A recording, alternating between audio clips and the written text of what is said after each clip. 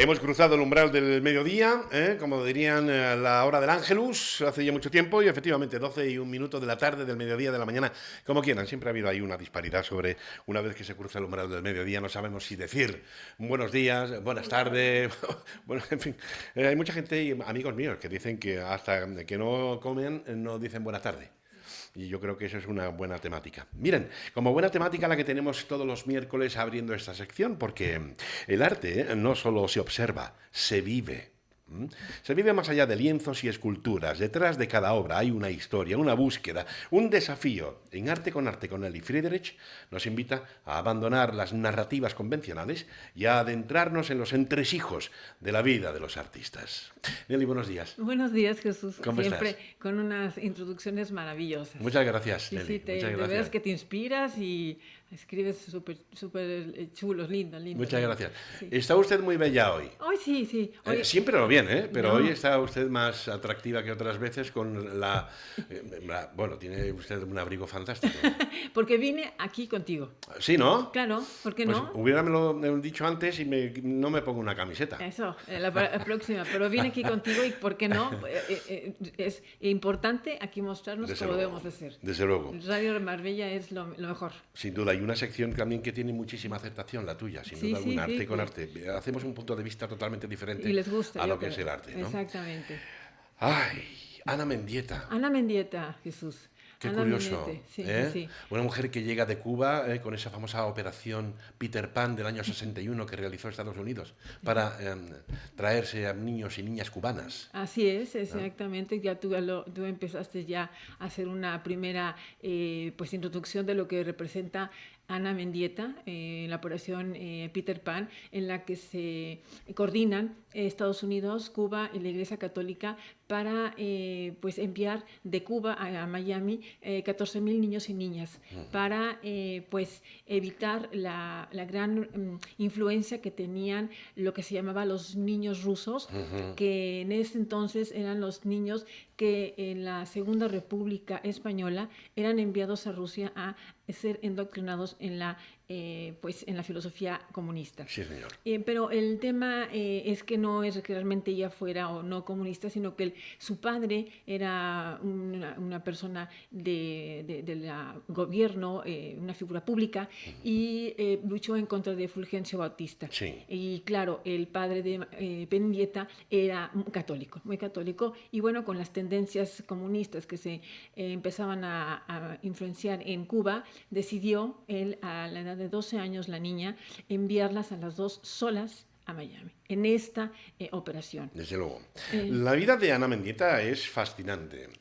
Una de las... Y terrible, además. Porque ahora vamos a hacer una cosa, luego vamos a adelantarnos un poquito, sobre todo, como tuvo la trágica muerte que tuvo. Pero eso será un poquito más adelante. Eso ya es... te cuento esto porque Ana Mendieta, para que nos conozca un poco más la audiencia y los espectadores, ha sido una de las grandes y máximas exponentes de lo que se vino a llamar el land art, el arte terrestre, y de las performances. Así es, ella fue la primera. Hablamos de la semana pasada de Cristo y Jean-Claude Land Art, que habíamos dicho que son los que intervienen en los espacios públicos, naturales, y que uno no se da cuenta. Ella interviene aparte con su cuerpo a través de fotografía, a través de esculturas, de vídeos, pero lo más importante es que es el Bodyland, lo que ella muestra su cuerpo en ese espacio. Eso es lo más importante de ella. Es la primera artista que se evoca a eso y se le llama Body Earth, lo que ella realiza. Aparte de ser arte conceptual, fotografía, video, y volvemos a lo mismo como estamos retomando un poco lo de la semana pasada, solamente quedan testigos, fotografías, vídeos, pero nada palpable. Sí, efectivamente, sus obras se autodestruyen prácticamente. Exactamente, porque ella, por ejemplo, utilizaba el barro, las rocas, las hojas, las flores, y ella se introducía en ese elemento en el que se hacía las fotografías o los performances. ella en un principio, pues después de 6 años de estar viviendo en Estados Unidos en lugares de refugiados, en iglesias, al final las dos, sus hermanas y ella, la sitúan en Iowa y ahí puede poder hacer una carrera en la Universidad de Iowa y empieza ahí su primer gran performance en el que se presenta ella en su departamento atada a una silla y toda llena de sangre. Le llamó a todos sus compañeros y colegas que vieran el performance. ¿Por qué? Porque era una protesta, ya que la estudiante Anna Sarah Otten fue violada, ahogada y asesinada en esa universidad y pues no hubo ninguna una justicia ni nada se hizo. Fue el primer asesinato después de los 126 años de inaugurada la universidad y no se hizo nada. Entonces ella, viviendo lo que vivió durante el transcurso del tiempo, durante esos 6 años de discriminación, de golpizas, de violaciones, ella es realmente una gran activista, independientemente de su trabajo que es muy crudo, muy fuerte. Estamos hablando de obras muy, muy impactantes. Ella realmente es una de las personas que se unen al movimiento en ese entonces de Estados Unidos, del movimiento de reconocimiento de las mujeres en el arte. Ella sí realmente fue una abanderada de lo que hoy somos muchas mujeres que estamos en el mundo del arte, porque en ese entonces, pues eran los 1970, era muy diferente el manejo de las mujeres en el mundo del arte, ¿no? Estaban todavía muy discriminadas. Se une, por ejemplo, a la AGIR Gallery, en la que se envuelve en el trabajo que dice que es reconocimiento de las mujeres artistas minoritarias. Eso quiere decir, bueno, que son latinoamericanas, que son latinas, que son cubanas, porque ella empieza a utilizar elementos, por ejemplo, la sangre, porque dice que es un elemento poderoso y mágico que representa la sexualidad femenina, y la pólvora que representa el poder del hombre. Ella también utiliza como afrocubana lo que se llamaba lukumi, que es un tipo de santería, que el lukumi significa amigo mío, pero en el entonces, cuando los españoles hicieron la colonización en Cuba, todas estas culturas las relegaron, las esclavizaron y trataron de pues borrar esa cultura. Ella y le llamaron santería. Entonces, bueno, vamos a tomar que ella tomó la santería como elemento artístico para presentar sus obras, su performance, y muchas veces se tendió a decir que era hereje, pero no, hay que realmente entender las raíces. Hoy con ojos de ahora, en aquel entonces era diferente, hoy lo vemos totalmente diferente, y bueno, sí, realmente ella lo que pues sí abanderaba era el respeto a la etnia, a la cultura, a la raza, a la lengua, a la discriminación y todas esas cosas que nosotros ahora estamos más conscientes, pero ella fue una... Nelly, te quiero preguntar una cosa. Ya te estoy escuchando sobre el tema de la mezcolanza de la sangre, el fuego, la naturaleza, ¿no? Que realizaba en sus obras Ana Mendiente. Además, ahora también hablaremos un poco sobre su obra culmen de la serie de siluetas que realizó en el 73 al 80, ¿no? Pero yo, que me cuentas esto, ¿a ti qué te parece como experta en arte que eres? Su arte parece un lenguaje casi primitivo, ¿no? Cuando se utiliza eso, sangre, fuego, la naturaleza. ¿Tú crees que Mendieta dialogaba en la memoria como artista, como símbolo? ¿Crees que ella dialogaba con lo sagrado o con lo visceral? Yo creo con los dos. ¿Sí? Porque ella realmente representaba sus performances de, por ejemplo, ella totalmente desnuda con una gallina descabezada llena de sangre. Sí, realmente era muy visceral, era muy... pero quería llamar la atención, eso de... esto es desastroso, ¿y qué hacéis vosotros los humanos? ¿O qué hacéis vosotros el círculo tan corto, ¿verdad? Tan corto de mente a nosotras las mujeres? Porque eso era lo que ella abanderaba. Es decir, la reclamación de la voz de las mujeres en el mundo del arte. Entonces, claro, tenía que ser de una manera visceral, cruda, y también, por ejemplo, las deformaciones de las fotografías que ella ponía, se ponía barba de hombre y luego pegaba su cara a los cristales y hay fotos de ella, de esos. Y sobre todo eso, que hizo un movimiento para darse a conocer de una manera un poco brutal, ¿no? Un poco así fuerte para hoy en día también nosotros, como lo vemos ahora, el mundo del arte sí es un arte bastante fuerte. Como tú dices, hizo una obra maravillosa, la silueta, que también tuvo inspiración, que le presentó un conocido de él, Hans Werner, en Oaxaca, en México. Ella dijo que el haber conocido Oaxaca era como volver a nacer. Y de ahí se inspiró e hizo muchas de sus obras que conocemos ahora. Por ejemplo, esta de Death of Chicken, otra de que se llama Ensayo de Yagugi, que es inspirado en México. Son unas series colectivas muy importantes que vamos a ver que antes no se representaban, no había muchas exposiciones, pero hoy por hoy, como la mentalidad de nosotros afortunadamente ha cambiado, hay muchas exposiciones de ella. Ya se ha abierto a la importancia que tuvo Mendieta en aquellos tiempos y que ahora se le está dando ese reconocimiento. Desafortunadamente ella empieza a trabajar, empieza a tener éxito, hace sus viajes a México, a Cuba, regresa varias veces, trae sus elementos, como le he explicado, para presentar su obra, que son fantásticos. Yo los siento muy... el arte tiene que llegar, el arte tiene que realmente conmoverte y ver qué es lo que el artista te está presentando. Y conoces afortunadamente o desafortunadamente a través de una conocida en común, Nancy Espeso, a Carl André. A su marido. A Carl André, que este señor, pues en aquel entonces era un gran renombrado escultor minimalista, nada que ver con lo que ella estaba haciendo. Hacía, es decir, era totalmente yin y yang. Vamos a ponerlo desde un principio. Ella, vamos a ver, los humanos seguimos modelos. Entonces ella siguió un modelo que no le iba a cuadrar, obviamente, ¿no? Entonces hubieron un poco de ello. Lo que sentimos o lo que vemos en el mundo del arte es que hubo, pues, discrepancias entre ambos, ¿no? Y bueno, pues como tú lo dijiste en un principio, el final de Ana Mendieta, el 8 de diciembre de 1985... Vamos a dejarlo ahí un momentito porque yo quiero enlazarlo con otra cosa. Porque fíjate tú lo que te quería preguntar. Y para que se den cuenta la audiencia y los espectadores, ¿no? La paradoja de la vida, muchas veces, ¿no? Sí. El tema de que todo está escrito prácticamente y el destino no sabe lo que te va a deparar. Sí.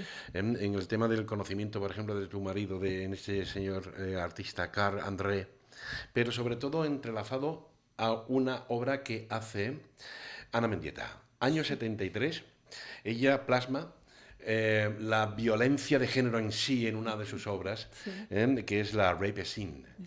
¿Vale? Vamos a empezar desde ahí. Ella empieza a reflejar violencia de género en esta obra, universal, conocida, ¿no? Rape Scene. Pero además con la más cruda realidad. La más cruda realidad, exactamente. ¿Qué pasa en 1985 en un piso 34 de un apartamento de Nueva York? Pues se oye algunos gritos, es lo que dicen, llamadas pues a la policía.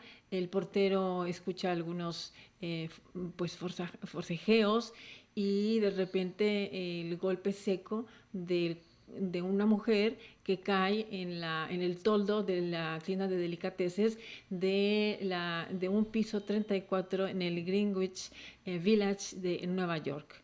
Y pues nada más, nada menos que era Ana Mendieta, ¿no? Entonces se presenta Carl André supuestamente arañado y un poco descompuesto, se va a tribunal y aquí entra la contradicción porque sale absuelto. ¿Por qué? Pues vamos a verlo de esta manera. ¿En qué año estamos? En los años 70, 80, 85. Posición masculina importante, artista estadounidense y una mujer migrante, latina, con problemas no problemas, etnia, raza, según herejía, por poner su santería, y la violencia en su arte. Y en el año 85 en Estados Unidos, pleno racismo. Pleno racismo. Hay que decir todo. Exacto. Eran racistas en esa época. Bueno, eran. Vamos a dejarlo ahí, exacto. En el verbo del pasado. Porque estamos hablando de Ana Mendieta. Y sale absuelto. Y el tema es que, bueno, todos podemos decir ahora, pero ¿cómo que salió absuelto y cómo que nadie ha hecho nada? Afortunadamente hay un grupo de mujeres que todavía siguen reclamando la justicia, y hay un grupo que se llama Where is Ana Mendieta? ¿Dónde está Ana Mendieta? Y cada vez que Carl André hacía o pudo hacer alguna exhibición, estas personas boicotearon y boicotean las exhibiciones. Las obras de Carl André. Así es. Entonces, a lo mejor la justicia no lo ha hecho, pero por lo menos el grupo de mujeres que ella integró y formó parte sigue existiendo, y que se llama Where is Ana Mendieta? Para finalizar, Nelly, si tú pudieras describir su legado en una sola imagen, el legado de Ana Mendieta, ¿qué escena de su vida preferirías o qué obra elegirías? Silueta. Silueta, ¿no? Sí, Silueta es bellísima. Es bellísima porque está en un campo, no tiene violencia, es en un campo con flores, con hojas, y es una serie muy amplia, porque empezó en 70 y acabó en 80. En los 80, sí. Y tiene cosas muy bellas. Y todo lo demás también es de llamar la atención. Yo considero que es una artista que hay que tomar atención, porque lo que ella abanderó, lo estamos muchas de nosotras como mujeres en el mundo del arte, lo estamos gratificando. El que avisa no es traidor. Ven como nosotros enfocamos desde otro punto de vista el arte, la obra y la biografía de los artistas. Sí. Por eso se llama esto arte con arte. Es así. Nelly Friedrich, que pases una muy buena semana. Gracias por aclararnos y conocer un poco más la obra Milagros y la vida de Ana Mendieta. Y seguiremos haciendo cosas muy interesantes para conocer muchas vidas que nos han abierto hoy también los ojos para hacer cosas mejores. Desde luego. Muchísimas gracias. Gracias a ti, Nelly. El próximo miércoles te emplazo aquí. Muchas ¿vale? gracias. Gracias, buena semana. Nosotros continuamos, son las 12:18 de la mañana.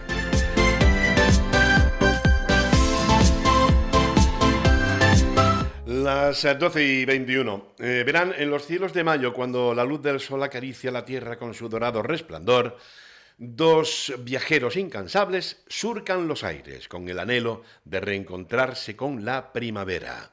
Uno de ellos es la preciosa oropéndola. Sí, señor, con su plumaje de oro, que se desliza entre las ramas, revelando su canto melodioso como un poema que se entreteje con la brisa.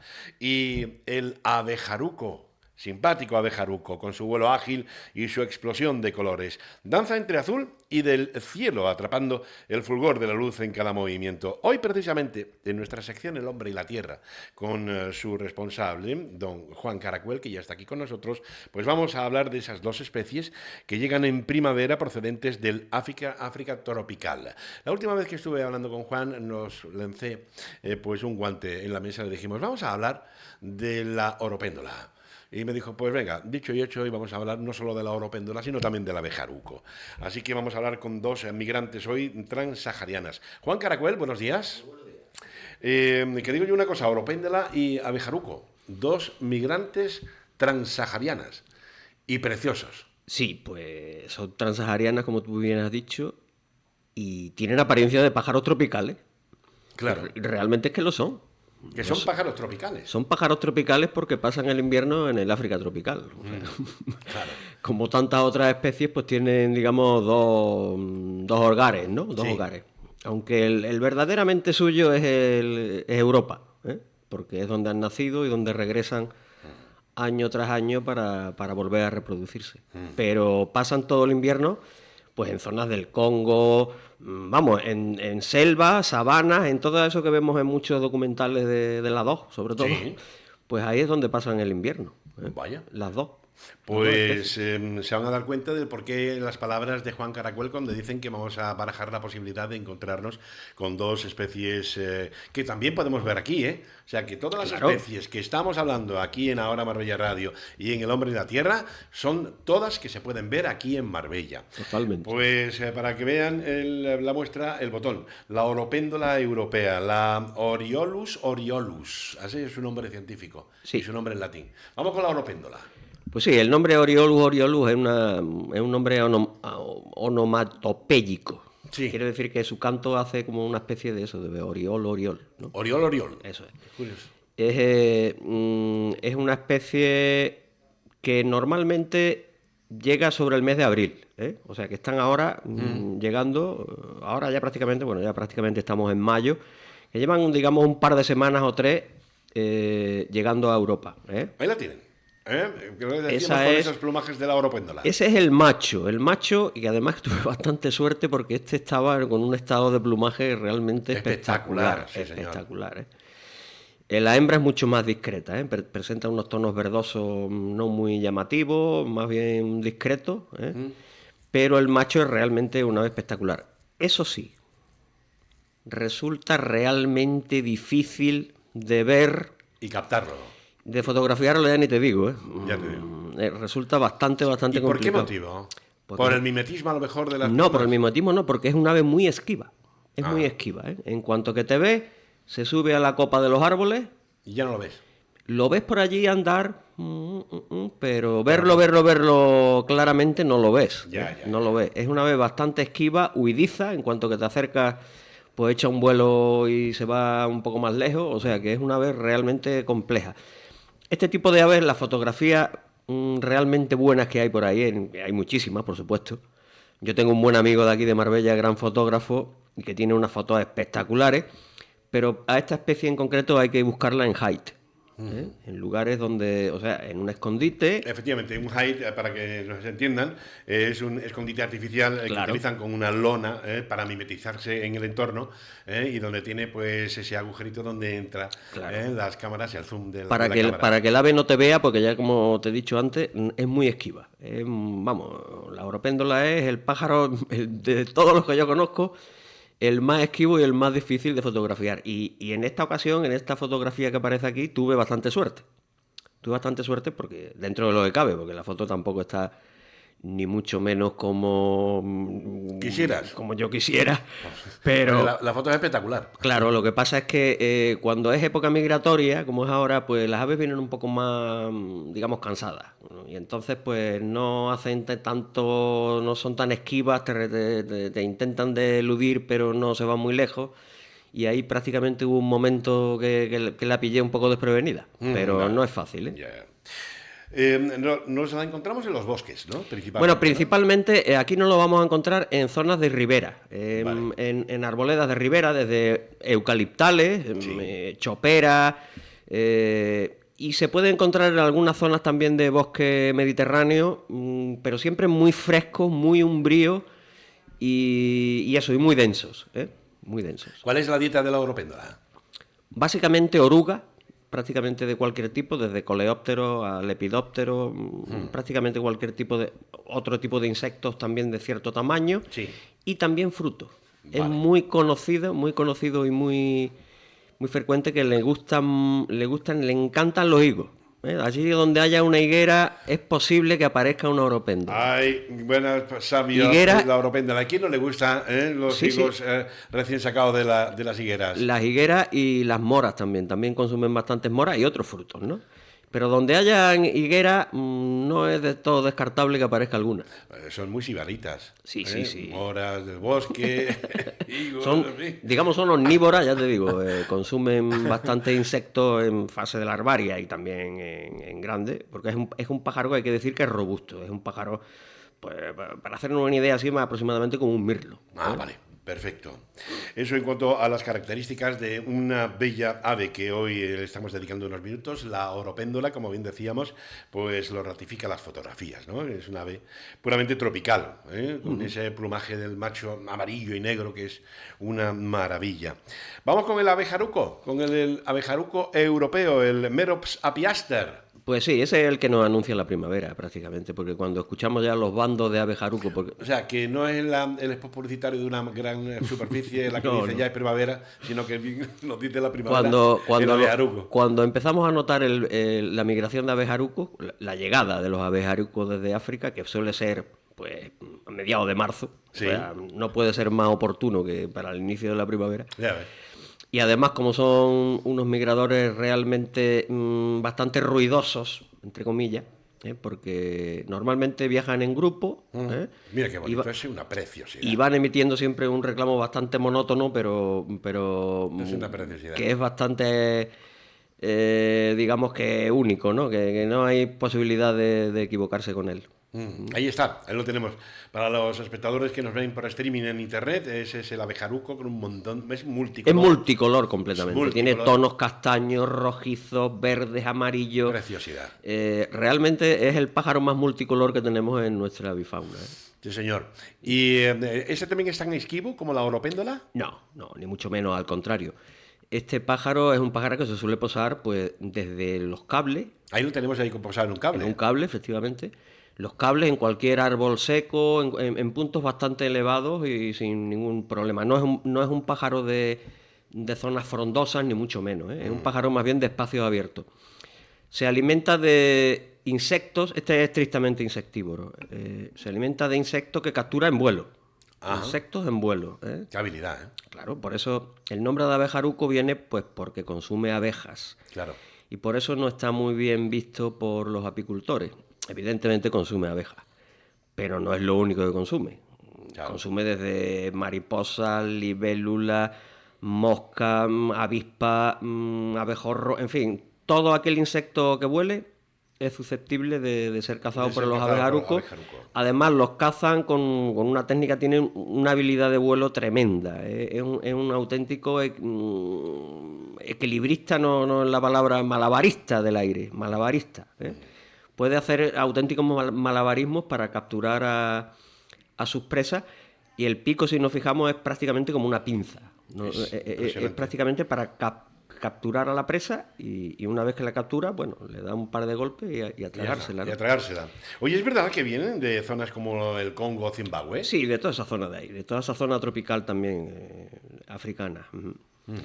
Es un ave que cría, esto es interesante, hace unos túneles, Sí, cría en agujeros que ellos mismos construyen sobre taludes arenosos, se suele decir, pero en general lo construyen allí donde pueden, allí donde el terreno Es más arcilloso, les permite, más- efectivamente, les permite cavar un poco y realizar un túnel, al final del cual hay una pequeña cámara que es el nido. Puede tener una longitud variable, los hay desde poco más de medio metro a nidos que están bastante profundos. Normalmente suelen hacerlo en colonias. Antiguamente yo recuerdo colonias de, pues no sé, decirte, de 30, 40 parejas. Hoy ya eso es mucho más difícil. Es más difícil. Es mucho más difícil. Hoy hay colonias que si ya encuentras 5, 6 o 10, ya es prácticamente un logro. Y incluso pueden llegar a criar en solitario, pero normalmente suelen ser eso, en pequeñas colonias. Desde luego.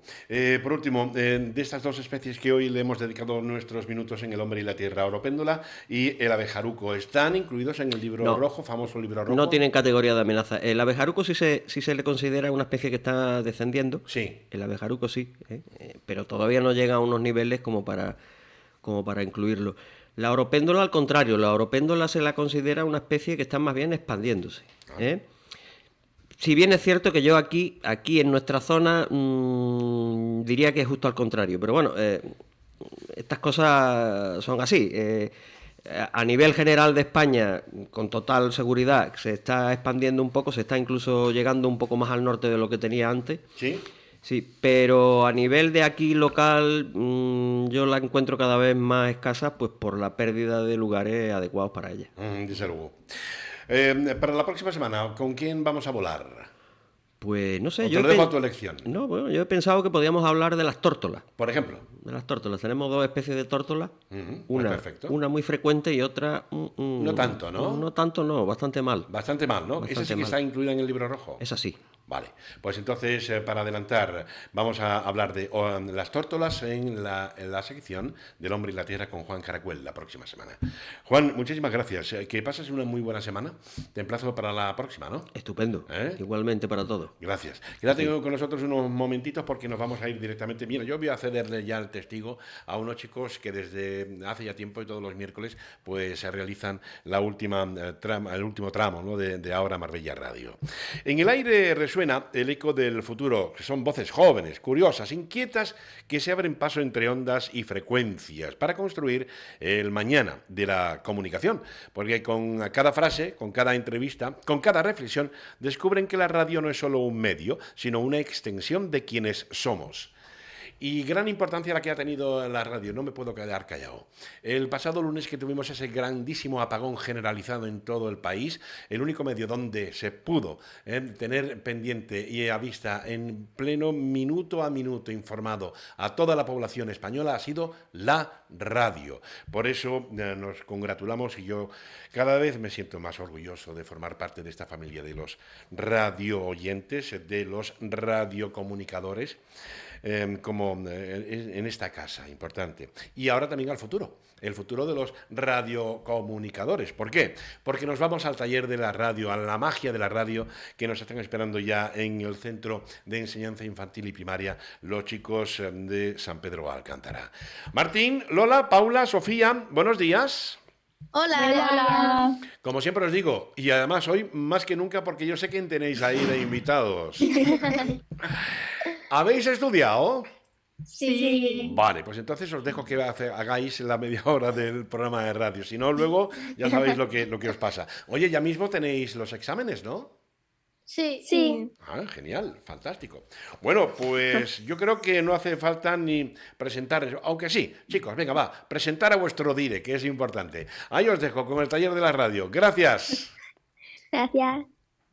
Hola a todos y todas. Bienvenidos a una nueva entrevista de Radio de San Pedro. el programa de nuestra escuela donde aprendemos y preguntamos sobre temas importantes. Hoy es un día muy especial, no solo porque vamos a hablar de un tema que ha afectado a todo el país, sino también porque vuelve con nosotros alguien muy importante para el cole y para nuestra radio.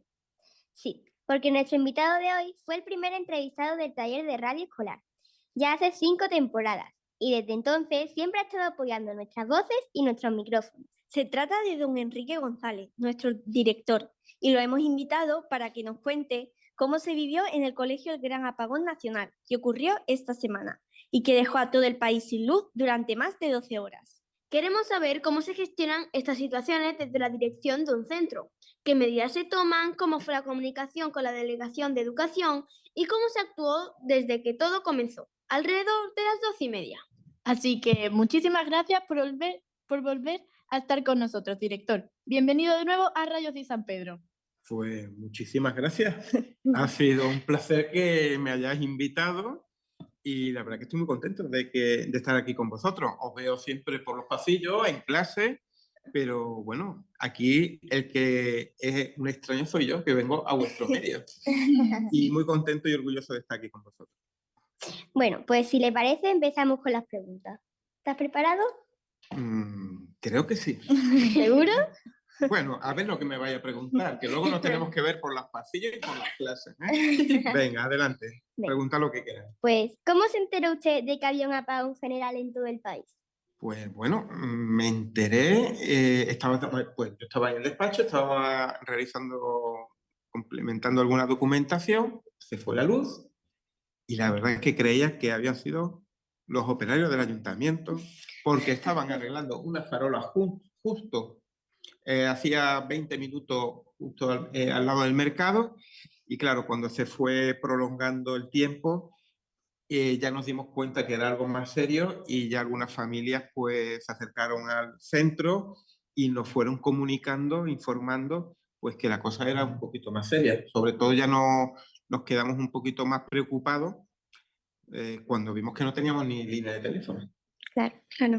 ¿Qué fue lo primero que pensó cuando empezó a fallar la luz en el colegio? Pues mira, en un principio no estuvimos preocupados porque la actividad docente funcionaba. Si no hay luz, ah, había buena luz solar y teníamos unas estupendas pizarras con sus tizas para trabajar y no había ningún tipo de problema. Entonces, lo que más me preocupaba en ese sentido fue el tema de cómo nos podíamos comunicar con la familia. ¿Cómo afecta un apagón tan largo al funcionamiento normal del centro? Pues mira, el funcionamiento principal de un centro es la clase. Eso lo teníamos cubierto. Pero claro, teníamos un problema sobrevenido y el mayor, que era el tema del comedor escolar. El comedor escolar en nuestro centro trabaja con catering, entonces hay que calentar las comidas en unos hornos. Y estamos viendo que eran las 1:15, 1:30 y que no venía la luz. Y los chiquillos desde 3 añitos tenían que comer, nos preocupaban sobre todo los pequeños, perdón. ¿Qué hicimos? Pues nos fuimos al jefe de estudio, algún maestro, y nos fuimos al comedor. Tenemos unas estupendas monitoras de comedor escolar y nos dijeron: director, tenemos bollitos de pan, el pan había llegado, la comida está fría y no había ensaladas tampoco, era todo tema de purés y de comida que había que calentar y tenían fiambre. Pues nada, bocadillos de salchichón, había manzana, una pieza de fruto para cada niño y galletas que también había. Y los que quisieron pudieron incluso repetir. Y la verdad que es lo que más nos preocupaba en el funcionamiento y sobre todo la comunicación con los padres, que no podíamos decirles pues que tranquilidad, que estaba todo controlado en el colegio y que sus niños en el comedor iban a tener que comer un bocadillo en lugar de la comida normal. Referente al transporte no hubo problema, llegaron puntualmente y bueno, se vieron afectadas la gestión administrativa, pero se comprobó que lo que no se hace hoy se hace mañana. ¿Recibió alguna comunicación oficial desde la Delegación de Educación? Pues mira, fue curioso puesto que imposible, no podíamos contactar con nadie, ni con delegación, ni con nuestros familiares, y sobre todo con los padres, pero ellos tampoco se podían comunicar ni dando unas instrucciones claras, porque siempre tenemos que obrar en consonancia a las instrucciones de nuestros superiores, que viene de Delegación Territorial de Málaga. Lo que sí fue extraño, que a partir de las 2, pues hubo compañeros, hubo maestros que habían recibido algún mensaje, les llegó, por lo visto era por zonas, que podías comunicarte durante 9 minutos, recibían un mensaje, pero luego unos sí, otros no. Nos enteramos, yo no recibí ningún tipo de comunicación, pero sí nos fuimos enterando, pues, que por la tarde se suspendían las actividades lectivas y entonces pues procedimos simplemente a estar con el alumnado el tiempo necesario. ¿Qué medidas tomaron en el colegio nada más empezar el apagón? Mira, respecto a la anterior noticia, ya por la noche cuando se restableció la comunicación, sí que nos mandaron la información delegación territorial y ya informamos a toda la familia que ayer, el día 29, íbamos a estar abiertos para atender a todo el alumnado que no hubiese jornada lectiva, ¿vale? ¿Que cómo afecta al funcionamiento del centro? ¿Es lo que me has preguntado o no? ¿Qué medidas tomaron en el colegio? Pues simplemente la medida que tomamos principal fue tranquilidad, comunicar a los niños que no iba a haber comedor y ponernos en la puerta del colegio a hablar con los padres para que el boca a boca funcionase de que iban a ser los atendidos los niños, que no se preocupasen. Eso es lo que las medidas que se tomaron primordiales. ¿A partir de qué hora aproximadamente se notó que podía durar más de lo normal? Pues como ya te digo, cuando quedaba ya media hora para el comedor y vimos que la comida estaba muy fría y que no podíamos hacer nada. pues cuando faltaba ya media hora para el comedor y dijimos, esto va a ser largo y no sabemos cuánto va a durar. Lo que, menos mal que ya por la noche tuvimos todo, afortunadamente. Una pregunta sí que yo te quería hacer. ¿Cuál cree usted que fue la causa de ese apagón tan repentino? Porque ¿Esta es la pregunta que tenías tú oculta, Martín? sí, porque dicen que ha sido un ciberataque, que si un hidroavión se ha chocado contra la central eléctrica. ¿Cuál cree usted? Pues mira, Martín, es que ayudar a fomentar más noticias y suposiciones, pues no me atrevería a decir. Pues estaban diciendo de todo, desde la gestión que se ha hecho con la red eléctrica a otra serie de circunstancias. Prefiero que sean claros en las comunicaciones, quien tiene que serlo claro, para que no se hagan extrañas suposiciones o interpretaciones de lo que haya pasado. Si tenemos información clara, yo creo que todos sabemos esperar, pero tenemos que tenerla clara para saber esperar y que cada uno no haga una interpretación inadecuada. Ya sabéis que siempre hay que ir a los hechos y que sean todo lo veraz posible. ¿Se tuvo que suspender alguna clase o actividad por falta de luz o conexión? Pues mira, ninguna se tuvo que suspender. Lo único fue que las actividades extraescolares, cuando tuvimos conocimiento, eran por la tarde y cuando fueron terminando, los padres los fueron retirando a los niños y sin ningún problema. Tan solo lo de las actividades comedor y las familias los fueron recogiendo.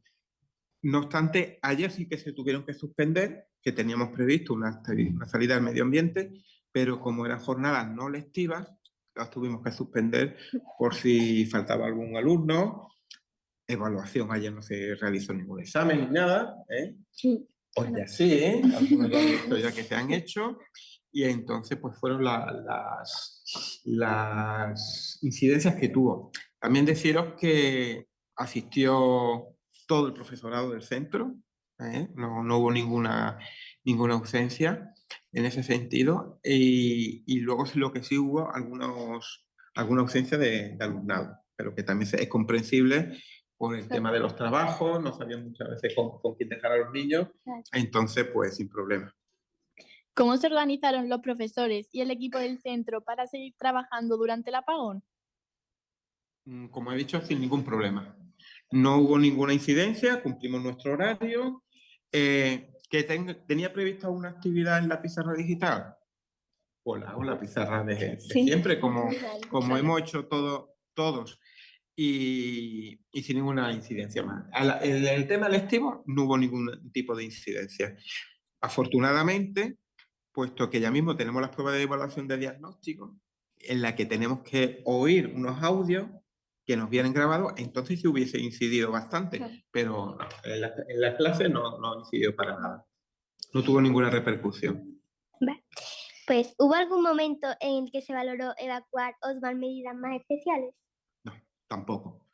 Ya os digo, no hubo ningún tipo de problema. Lo único relacionado con no cumplir los horarios es que los padres de los niños que estaban en el comedor, en lugar de esperar a las 3:15 a recogerlo, estuvimos en las puertas para que lo pudiesen recoger en cualquier momento, para que se quedasen más tranquilos. Y otra medida, pues simplemente quedarnos hasta que se fue el último alumno, porque ahí hubo padres que tuvieron problemas a lo mejor para llegar a recogerlo en las actividades extraescolares, pero no hubo ningún tipo de problema. Y a la hora del comedor también lo pudieron recoger sin esperar horarios. Acceso y facilidad total para que pudiesen recoger al alumnado. ¿Cómo se comunicaron con las familias de los alumnos durante ese día? Pues fíjate, de la manera tradicional, antes siempre utilizábamos, por ejemplo, el lápiz, os mandábamos antes unos comunicados con las hojas, hacíamos fotocopias y se mandaban. Pues nada, en este caso nos pusimos el equipo directivo y los conserjes, nos pusimos en las puertas del colegio y le comunicábamos lo que sabíamos. Nos preguntaban, ¿mañana va a haber clase? No lo sabemos. ¿Esto cuánto va a durar? No sabemos. Pero ¿están bien los niños? Sin problema. Entonces la comunicación y fue directamente en las puertas, el boca a boca con la familia. ¿Cuáles fueron los mayores retos que se encontró como director durante ese apagón? Pues el mayor reto, afortunadamente, contamos con un claustro de profesores muy colaborador y no con ningún tipo de problema. Y también deciros que con una familia muy colaboradora, que cuando se le comunicó que no estaban preparadas los alimentos, puesto que vienen de un catering y que calentar y que habían comido un bocadillo, sin problema, director, no hay ningún tipo de problema, los niños están bien atendidos y la verdad que gracias a la colaboración de las familias, pues no hubo ningún tipo de problema. Sí que hubo otro problemilla, que muchas veces era la coordinación con las familias, porque lo recoge el abuelo, o antes lo recogía el papá, yo creía que lo iba a recoger yo y ahora resulta que ha venido el abuelo, pero también se lo comunicamos también a los que iban recogiendo, no se preocupe usted que ha venido el padre o ha venido el abuelo o la abuela y sin ningún tipo de problema. Afortunadamente, como os digo, fue una jornada algo especial, algo extraña, pero que la colaboración de todas las monitoras de comedor fue extraordinaria y atendieron a todos los niños sin ningún tipo de problema y los niños iban contentos con sus bocadillos, porque era una jornada particular y especial para ellos. ¿Qué hemos aprendido como colegio de esta experiencia? ¿Se está pensando en hacer algo para estar más preparados la próxima vez? Pues mira, el primer aprendizaje, como ha dicho antes el presentador del programa, es que tenemos una radio estupenda. Pero claro, necesitamos la luz. Yo lo primero que hice, yo siempre tengo en mi casa 2 radios que me lo pongo por la mañana de pilas. Pues nada, una de ellas me la voy a traer aquí para el colegio, la voy a dejar con pilas en el despacho de dirección, esperando que esto no ocurra más, y te das cuenta de pues que tenemos que no ser tan dependientes también de la electricidad, también tenemos que tener un plan B.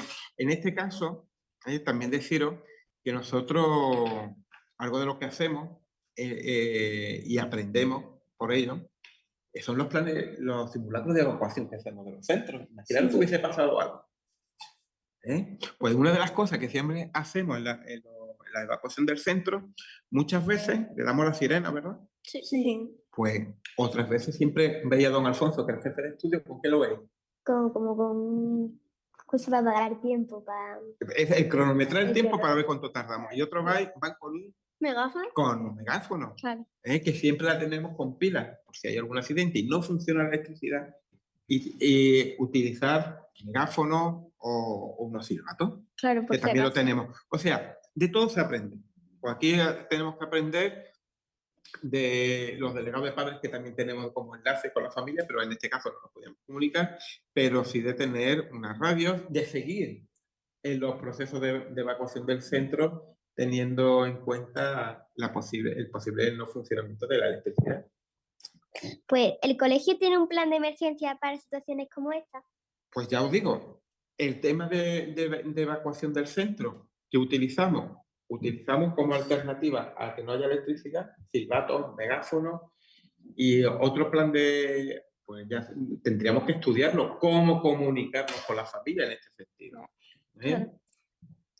¿Cómo afecta un apagón a la seguridad del colegio? Como por ejemplo a las alarmas o los teléfonos. Pues mira, lo principal, las alarmas se quedaron tal cual, no hubo ningún tipo de problema, no saltó nada por la noche porque creíamos que iba a estar por la noche cuando viniese la luz todo saltando, no hubo ningún tipo de problema, pero sí lo peor que fue y ahora que lo dices, sí hemos aprendido otra cosa que me lo dijo Rafael, el secretario, pues que se ven afectados los teléfonos.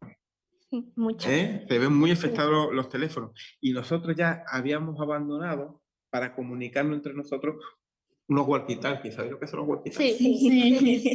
Pues juguetes. Pues nosotros teníamos aquí uno que tenemos. Pues tendremos que recuperar este sistema. Para este tipo de situaciones. Para este tema para estas situaciones. Que bueno, fue súper inesperado, ¿no? Hombre, imagínate, nosotros creíamos que estaban muy, muy preocupados, sobre todo por la comunicación con la familia, porque vosotros, vuestros padres, saben que están seguros porque estáis en el colegio, con los maestros. Y los maestros hacen la función de tutor. Claro. Y tutores, vuestros padres, cuando están dentro, los maestros hacen la función de vuestros padres y os protegen lo mejor posible. Vuestros padres, yo sé que estaban tranquilos porque estabais dentro del colegio. Distinto hubiese sido, a lo mejor, que estuviese en una excursión. Ahí sí hubiese habido algún problema, porque no sabía si había algún problema de tráfico, o los semáforos, o cuándo iba a llegar y no nos podíamos comunicar. Afortunadamente, no hubo ese día ninguna actividad programada, ¿vale? ¿Qué pueden hacer los alumnos y alumnas si algo así vuelve a ocurrir? Pues lo que hiciste, porque he dicho agradecimiento a la familia, a los monitores y a vosotros también, porque si no había una pizarra digital encendida no pasaba nada. Claro. Y no hubo ninguna alteración, estabais totalmente tranquilos y sin ningún tipo de problema, con la tranquilidad, igual que hacemos en un tema de evacuación. Entonces, una de las veces dijimos, no, hay que salir tranquilo, sin correr, sin gritar, con esa tranquilidad. Claro. Así vosotros habéis mostrado una madurez también a la hora de salir también y de que os recojan vuestros padres en los horarios que no eran los adecuados. Bueno, Enrique, si quieres vamos despidiendo que se nos acaba el tiempo. ¿Ya? Sí. Vale. Nada, pasa muy Bueno, rápido. Pues muchísimas gracias.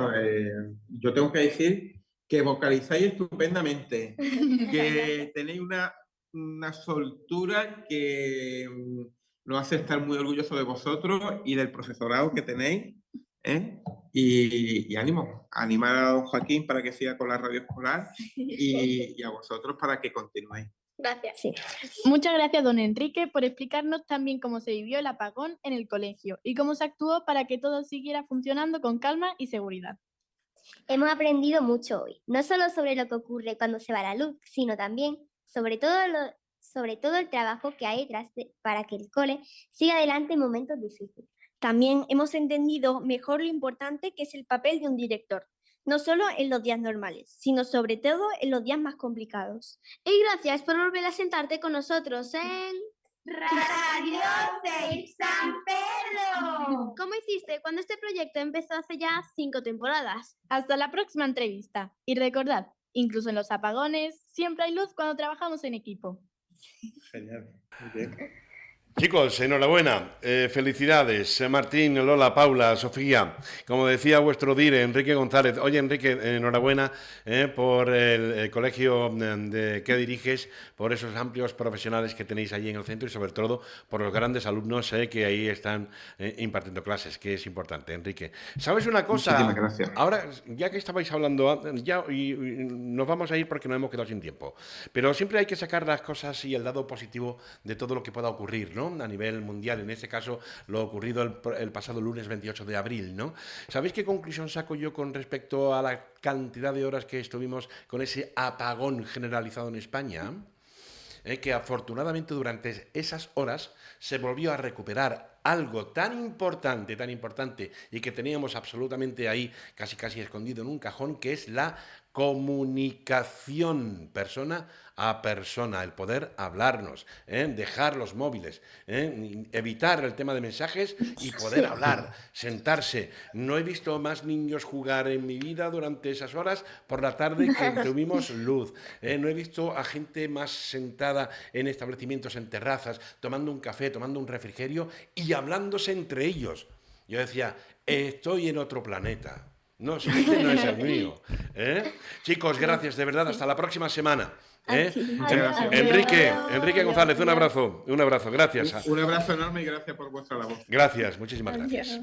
Bueno, pues ya lo ven, 3 minutos para llegar a la culminación de este espacio que desde las 11 de la mañana les hemos llevado de la mano en directo un montón de buenos amigos con la presencia de invitados e invitadas que nos tenían que contar cosas muy interesantes. Como siempre, con la dirección de Antonio Borrego, la producción de Belén Gil y de Doris Omaira. lancheros, hoy nuestra almirante comandante, pues que ha manejado este barco velero fantástico de la Radio Visiones, Maribel Jaén, y este quien les habla, encantado, Jesús Jaén. Hasta el lunes, le vuelvo a repetir, mañana día de fiesta, día del trabajo, Día Internacional del Trabajo, hacemos puente, y así que retomamos ahora Marbella Radio el próximo lunes. Pásenlo bien, buen fin de semana, y el lunes les espero, mismo lugar, misma hora.